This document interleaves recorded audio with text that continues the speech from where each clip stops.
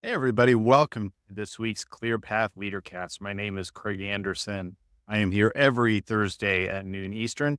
As we go through, would love to hear from you. If you have questions, please drop them in the comments. I'll be able to see them as they pop up here. If you're watching on replay, drop a hashtag replay, and I'll jump back in and answer any questions you have there. So, as I said, my name is Craig Anderson. I'm the president of Clear Path Coaching and Consulting and really focused on helping leaders build the confidence they need to successfully lead their business and to lead their teams and move in success without second guessing themselves, dealing with imposter syndrome or the other challenges that we deal with as leaders, which leads us into today's topic, which is, do you have what it takes to be a leader? And this is a question that's important to me. I struggled with it. I don't know that it was always seen on the outside how much I struggled with it, but on the inside, as I was moving up through progressive leadership roles in my career, I really would wonder from time to time, a lot of times at 2 or 3 in the morning, do I have what it takes to be a leader? Do I have what it takes to communicate effectively? Do I have what it takes to make tough decisions, to have those crucial conversations that can be a challenge? And there was a lot of it that fed into me that just made me struggle every day. It might have been, on the people who work for me could tell you, it might have been very cool on the exterior, or maybe it showed, uh, but it was always there and it was always lingering. So there are a few things I wanted to talk about today that are kind of core. These aren't the only things that matter about what it takes to be a leader, but these are three things that I think you should consider of what you need to focus on. We all have what it takes to be a leader. That's the trick. But how do we act on that? How do we manifest that? And how do we demonstrate that day to day as we go through our roles as a leader? So I'm going to talk about three things today. The first one I want to talk to you about is the idea of vision. Vision is such a crucial aspect of leadership because if you don't know where you're taking people, it's hard to get them to come along. People want to know where we're going. People want to understand what the business is going to look like. I had the fortune of working for a few bosses in my career. I tell lots of stories about bad bosses or bad situations from time to time on here, but had great opportunities to work for different leaders who really did have that vision, who really understood where they wanted the business to go and can communicate that effectively to the team, to our clients. When you can have a good, solid vision of what your business is going to look like in 3 years, that's going to allow you to work backwards and say, well, we're where we need to be at the end of one and to paint that picture for the team. Because when your team understands where the vision is going to go, one, they can act a lot more independently. You're not constantly having to tell them what to do. They are going to be more engaged because they will see how their job aligns with that vision.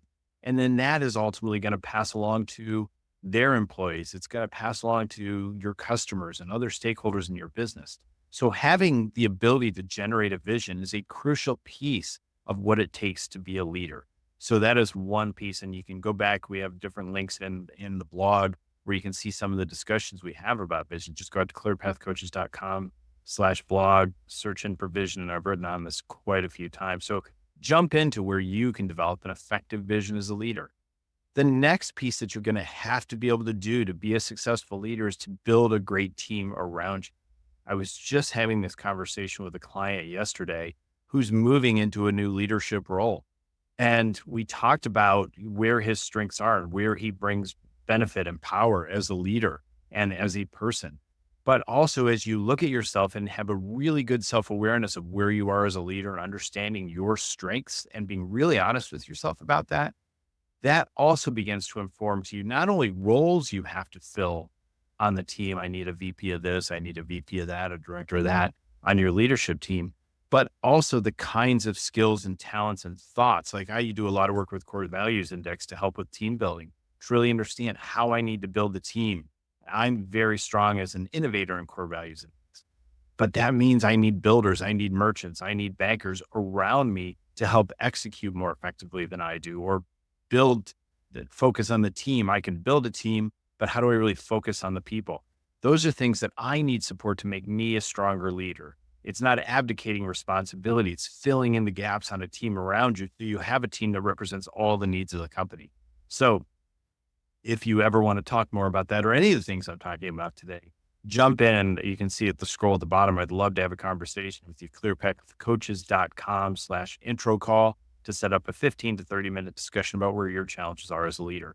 We can talk about core values and we can talk about creating vision. but building that great team around you that complements you where you need to be better and builds on, complements your weaknesses or maybe the areas where you're not as strong, not necessarily weaknesses. And then getting the right people in the right seats around you so that all aspects of the business are covered. So building that team, and that's also where vision is important because that team needs to clearly understand that vision that you've got around you. And that's an important piece. So having the right team around you, I've had the benefit in my career of building really great teams around me that make the whole unit stronger. So that's an incredibly important piece as you go forward and understanding what it takes to be a leader. It takes vision. It takes the ability to build a great team around you. And then the last piece I want to talk about today is really just being honest with yourself around effort and around failure. I am not one of those people who glorifies failure. I think, look, given a choice, I would rather not fail. I'd rather succeed. Where I do agree on some of our or focus on failure is that that is an important thing is what you do with failure. It's just like what you do with luck. What do you do with it? With failure, what do you learn from? So I had a younger leader that I was coaching, and they really were trying to do all they could on an issue for their team. This is a junior level leader. They couldn't necessarily make every decision based on what was going on about them, but they really fought hard for the best interests of their team and their group. And they didn't get what they wanted. And they felt like they had let down their team. But and that's a valid feeling to have coming out of that. But the important thing for them to work on and the important thing for them to understand is what can I take away from that failure that I will be able to move forward and be more successful in the future? And that's really the key to it. Just like when you have a lucky break, what can I learn from that? And what do I do with that lucky break that I had in business or in my career? So mindset around failure, about learning from it's about learning from what works and then trying to replicate that. That's an important component about what it takes to be a successful leader in any kind of an organization. So I really encourage you to focus on for your development of your leadership skills and understanding if you have what it takes to be a leader. And again, here's the trick. We all have what it takes to be a leader.